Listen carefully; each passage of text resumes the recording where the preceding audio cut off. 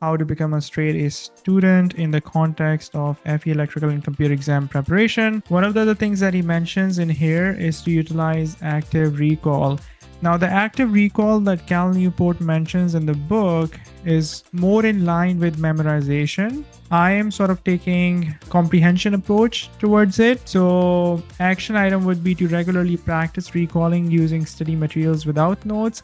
Summarize key concepts in your own words to reinforce understanding. So how will it look like in practice? In practice, what I suggest you do, give yourself 5 minutes on a blank sheet of paper, list out what you learned. Okay, so you basically just mention that, okay, we went over conic sections, we did calculus, we did differential equations. In conic sections, I learned that the NCS FE reference handbook illustrations for parabola, ellipse, hyperbola are limited. They do not take into consideration all the different variations of conic sections. They are also limited because the conic sections are not centered at HK, i.e. they are centered only at origin. And Wasim explained in class how to go about calculating different parameters, and I feel confident I'll be able to do that. So, I mean, this type of stuff, right? So recall what you've learned and sort of summarize it in your own words, ideally after every study session. So do this experiment, takes less than 5 minutes, maximum of 10 minutes, and it will cement the concepts in your mind. That's how I would like you to do active recall. Implement time blocking. This is crucial. For example, right now, you guys have blocked the time for this live training session. Chances are that you've negotiated with anybody else in your house and, you know, any other demands that you have on your time, that, okay, between 2 p.m. to 4:30 p.m. EST on Saturdays and Sundays, please don't bother me. I am going to be committing all of my time, my focus, energy towards this live training. So when you're going about your weekdays as well, come up with a set amount of time. The number that we discussed yesterday was 30 to 50 minutes of intense study session. So Cal Newport is a big proponent. I've watched a lot of his podcasts as well. He likes to live out of calendar. So your work calendars are automatically taken care of. People who want to bug you with meetings, they have already bugged you for meetings for the next week. You already have, you know, regular check-ins and whatnot. Okay. Start using the calendar also to organize your personal life according to Cal Newport. I've experimented with this and I loosely follow my calendar for, you know, activities such as working out and whatnot. It does help.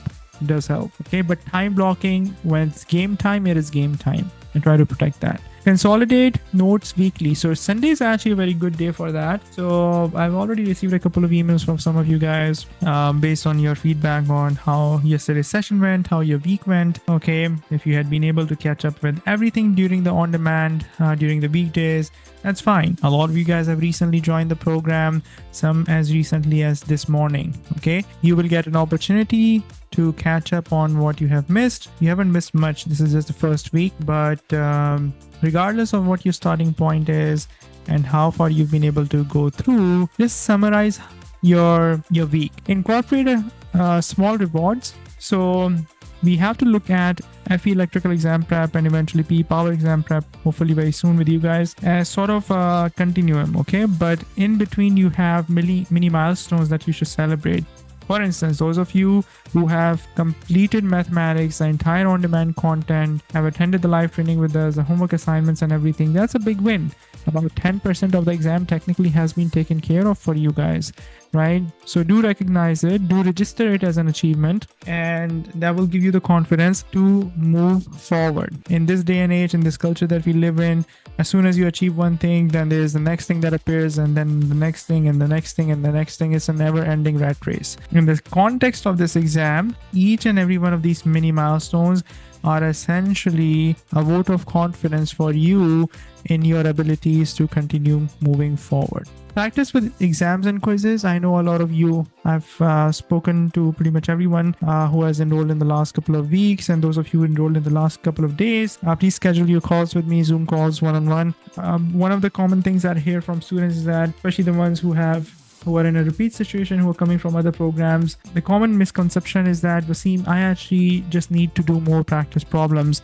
And I correct a lot of you, or at least share my opinion and tell you that in order to pass the exam comfortably, it's not just the practice problems, quiz banks out there and whatnot. In order to pass the exam comfortably, you have to have a solid understanding of the concepts combined with the practice.